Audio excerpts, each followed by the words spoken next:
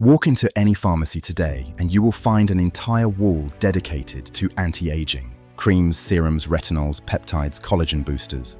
Billions of dollars spent every year on the promise that aging can be slowed, reversed, or hidden. None of it is new. 4,000 years ago, in the valley of the Nile, Egyptian physicians were doing something remarkably similar. They were formulating compounds designed to preserve youth, restore skin, eliminate wrinkles, and extend vitality. They wrote their formulas down, they tested them, they refined them across generations. And then, for centuries, we dismissed it as superstition. We were wrong. The Ebers Papyrus is one of the oldest medical documents in human existence. Written around 1550 BC, it stretches nearly 20 meters of papyrus scroll and contains over 700 medical formulas and remedies. It was purchased by German Egyptologist Georg Ebers in 1873 from a dealer in Luxor. What he found inside changed how historians thought about ancient medicine. The Egyptians were not guessing, they were practicing. The Ebers Papyrus contains specific instructions for treating skin conditions, reducing inflammation, reversing hair loss, and maintaining what the scribes called a youthful appearance. The formulas name specific ingredients, specific quantities, specific preparation methods. This is not mysticism. This is a pharmaceutical record. And for a long time, most of those ingredients were dismissed as primitive folk remedies with no real chemical basis. Then scientists started looking more carefully.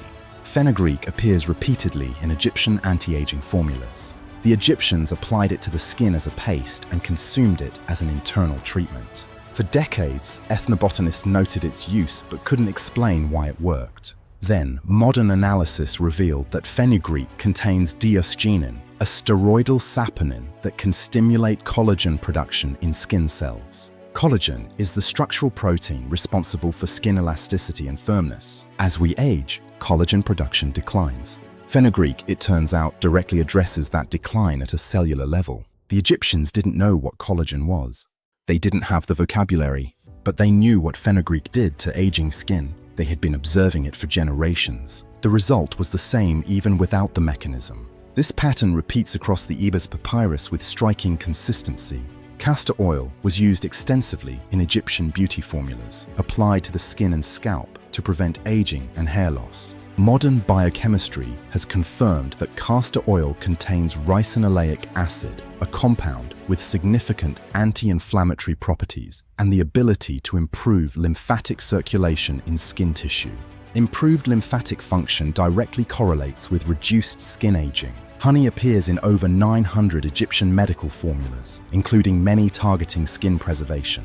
It was applied as a wound dressing and as a daily skin treatment. Modern analysis shows that honey contains hydrogen peroxide, methyl glyoxal, and B-defensin 1, compounds with powerful antibacterial and tissue regenerating properties. Honey creates a moist, healing environment that modern wound care science recognizes as optimal for tissue repair and preservation. Moringa, called the tree of life in Egyptian texts, was pressed into an oil and applied directly to skin. Modern analysis shows moringa oil contains behenic acid and oleic acid, compounds that penetrate skin deeply, reduce oxidative stress, and protect against environmental damage. Oxidative stress is now understood to be one of the primary drivers of cellular aging.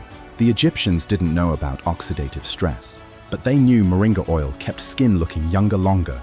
They built it into their daily rituals for thousands of years. Then AI entered the picture. In 2022 and 2023, researchers at several institutions began applying machine learning models to ancient Egyptian medical texts. The approach was straightforward. Feed the AI thousands of known biochemical compound profiles. Feed it the ingredient lists from ancient Egyptian formulas. Ask it to identify matches, predict mechanisms, and flag ingredients that modern pharmacology had overlooked or undervalued. The results were striking. The AI identified 17 compounds in the Ebers Papyrus that had direct modern biochemical equivalents in current anti-aging research. Not approximate equivalents, direct parallels. Ingredients doing the same molecular work that modern dermatology uses synthetic compounds to achieve. One of the most significant findings involved a compound called Kyphi. Kyphi was an Egyptian ceremonial incense blend, but also a medical compound used internally and externally. Ancient texts describe it as having properties that calm the body, improve sleep, slow the visible signs of aging, and extend vitality. Historians had long categorized Kyphi as primarily religious. Its medical claims were treated with skepticism. The AI flagged Kyphi's ingredient list for closer examination. The blend contains frankincense, myrrh, juniper berries, raisins, honey, and several other compounds. When the AI cross-referenced each component against modern biochemical databases, the results were remarkable. Frankincense contains boswellic acid, a compound now used in modern dermatology for its potent anti-inflammatory properties and its ability to prevent the breakdown of collagen. Myrrh contains compounds that modern research has confirmed promote skin cell regeneration and reduce the appearance of aging. Juniper berries contain antioxidants that directly combat the free radical damage, now understood as a primary mechanism of cellular aging. Raisins contain resveratrol, one of the most studied anti-aging compounds in modern biochemistry, currently the subject of significant pharmaceutical research for its ability to activate longevity-associated genes. Every single ingredient in Kyphi, when examined through a modern biochemical lens, has a demonstrable anti-aging mechanism. Everyone. This was not a religious blend that accidentally contained health benefits. This was a carefully constructed formula whose components worked together synergistically. The Egyptians had built a multi-compound anti-aging treatment thousands of years before the word biochemistry existed. But the AI findings didn't stop there. One of the more unexpected discoveries involved Egyptian blue lotus preparations. Blue lotus, Nymphaea caerulea, appears extensively in Egyptian art and ritual. It was consumed as a drink, used in baths, and applied topically. Historians had largely categorized it as a ceremonial plant with mild psychoactive properties used in religious contexts. The AI flagged its biochemical profile. Blue lotus contains nuciferine and aporphine, compounds that modern research has connected to dopamine regulation and anti-inflammatory pathways. But more significantly for anti-aging research, blue lotus extract has shown in recent studies the ability to inhibit acetylcholinesterase, an enzyme whose overactivity is associated with cognitive decline and neurological aging. The Egyptians weren't just trying to look younger, they were trying to stay sharper longer. The blue lotus preparations described in Egyptian texts, specific quantities, specific preparation methods, specific applications, align with what modern researchers would recognize as a cognitively protective compound delivery system. They didn't have the neuroscience, but they had thousands of years of observation. An observation, it turns out, is a remarkably effective substitute for laboratory equipment when you have enough time and enough careful people paying attention.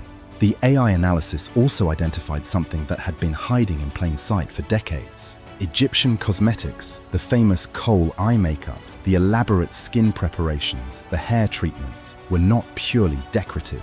Modern analysis of Egyptian cosmetic residue recovered from ancient containers has found lead compounds, specifically laurionite and phosgenite, deliberately synthesized compounds that do not occur naturally and had to be intentionally manufactured. For years, the presence of lead in Egyptian cosmetics was treated as evidence of primitive practice. They used lead because they didn't know better. The AI suggested a different interpretation. Those specific lead compounds at the concentrations found in Egyptian cosmetics stimulate nitric oxide production in skin cells. Nitric oxide is a signaling molecule that activates the immune response, fights bacterial infection, and promotes wound healing. At low controlled concentrations, exactly the concentrations found in Egyptian formulas, these compounds provide measurable skin protection benefits. The Egyptians living along the Nile, with its annual flooding and the bacterial environment that flooding created, were applying a deliberately manufactured antibacterial protective compound to their skin every day. They didn't know what nitric oxide was, but they knew these compounds protected the skin. They went to the considerable trouble of synthesizing them, rather than using naturally occurring alternatives, because the synthesized versions worked better. This is not primitive, this is pharmaceutical manufacturing. What does this mean? It means that for most of modern history, we have been making the same mistake with ancient knowledge that ancient writers made with the sword in the stone. We took something real, something tested, something that worked, and we surrounded it with the assumption of ignorance because the people who discovered it didn't speak our language or use our frameworks. The Egyptians didn't have peer-reviewed journals. They didn't have double-blind trials. They had something else. 4,000 years of continuous observation, a civilization that tracked what worked and what didn't across hundreds of generations. A medical tradition that was empirical in practice even when it was expressed in the language of ritual and religion. AI didn't discover the Egyptian anti-aging formula. It translated it. It took knowledge that was always there, always real, always chemically valid, and gave it a vocabulary that modern science could recognize and verify. The formula was real. It was working. And it was sitting in a museum in Leipzig, written on papyrus, waiting for someone to read it with the right tools. What else is waiting? That question should make every historian, every pharmacologist, and every person who has ever bought an anti-aging cream very uncomfortable.